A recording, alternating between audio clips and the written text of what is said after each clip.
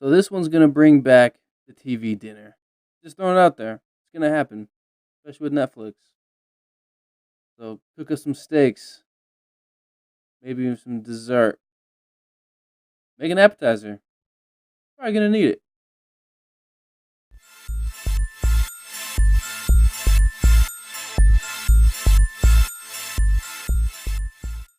What's up, YouTube?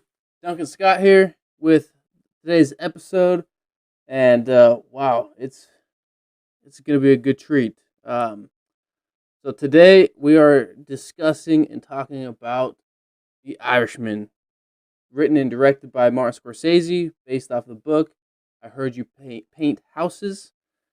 Roughly based off the book. I think that's what they're trying to sell. But it's pretty much this book, mainly because of how everything shakes down with one of the characters inside the movie, played by Al Pacino.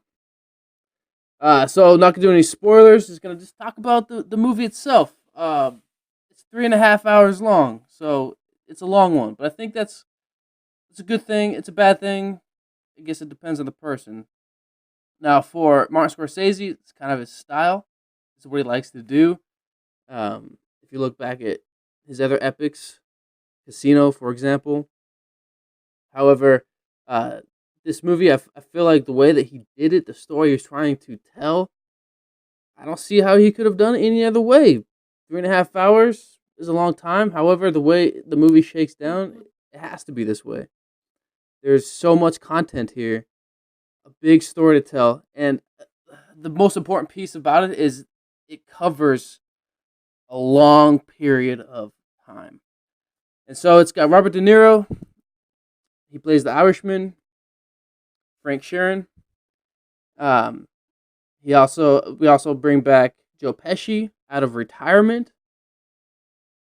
He plays Russell Buffalino, and it's got Ray Romano in here. List of other actors, and I can't pronounce her last name. She was in X-Men. She played Rogue. I can't pronounce her last name. Apologize about that. But anyway, going to the story itself, we got some really cool technology, and it's a little bit different about Disney's technology that they're using in Marvel. I think it's not trying to, or come up with Gemini Man with Will Smith. It's not creating a full CGI character. It wants the performance. We're just reducing the age of Robert De Niro, Joe Pesci, mainly a little bit possibly of Al Pacino, but mainly is Robert De Niro and Joe Pesci, and it looks incredible to see them younger, not crazy younger, but a lot younger than they are now, obviously, and it just they do a really good job. It's very tasteful. Probably the best de aging since Marvel that we've seen. It kind of makes you feel bad about Gemini Man, where that wasn't done. I think that should have been done. Anyway, the story kind of takes off from the very beginning about the story of Frank Sheeran, Robert De Niro's character, and how he kind of turns into a mobster, and the rise and fall, and mainly, which I was not, I was pretty surprised of, was the kind of story, the story that was going to take place, because I wasn't really too familiar with Jimmy Hoffa, and man, Al Pacino crushes it as Jimmy Hoffa, and he just does an incredible job. The emotions, everything at stake, how it shakes down at the end.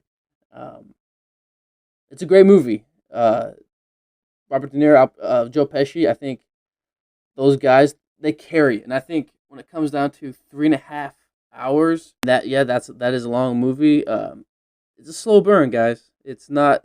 There's not a whole lot of action set piece to action set piece. There is some in here, but it's really the story and the characters that drive it. And it was okay. It was okay. It was 3.5 hours. I didn't mind it. It carried the story. The pacing was great. There's so much. The world that they created, it just engulfed you, and you didn't want to leave. Um, I think that's one of the cool things about Netflix. That's why Netflix is so popular. Is hey, take a break. You don't have to watch this movie in all its entirety at once. Watch an hour, take a break. Watch another hour, take a break. It's kind of what I did. I started watching this before Thanksgiving and watched it through pieces of Thanksgiving, and then Black Friday, since I wasn't out shopping, and took 3 days, finished it up. Just a great experience. Something that really shows appreciation for what kind of director Martin Scorsese is and the style that he has. His, you got to imagine the editing room going through and all the footage that they had to have had for this movie, um, and then trying to edit it all. I don't know. I think some of it was forcible, like forcibly long. Some takes just kind of lingered. So there's moments when you feel like they might be stretching it. So it's almost like, was there a lot of content and they had to leave a lot in there to get 3.5 hours, or were they really trying to shoot for 3.5 hours? Kind of, we'll kind of have to wait and see on that. But either way, The Irishman, it's a fantastic film. It's probably one of the best things Netflix has brought to its own channel. I think it's great that I'm sorry, to its own streaming service, but I think it's great Netflix is going after movies like this. You're not gonna see, at least for a while, movies like this on Disney Plus, on Hulu. Um, you know, I I know like the competition with Disney Plus is definitely gearing up, and it's stood up and throwing a couple punches Netflix's way. Netflix is a little nervous. But things like movies like this is what filmmaking is all about. Um, Kind of leads me to my last comment with Martin Scorsese going after like superhero films, Marvel films. They're not films. They're not like full cinema, right? And I can see his point of view on that. It's movies like what he makes, yeah, they're great. But at the end of the day, movies in general are to entertain. So yeah, this movie is awesome. It's incredible. It's a great experience. Is it for everybody? Probably not. Is Marvel movies for everybody? Probably not. But for myself, hell, I enjoyed all of them. I enjoyed this film.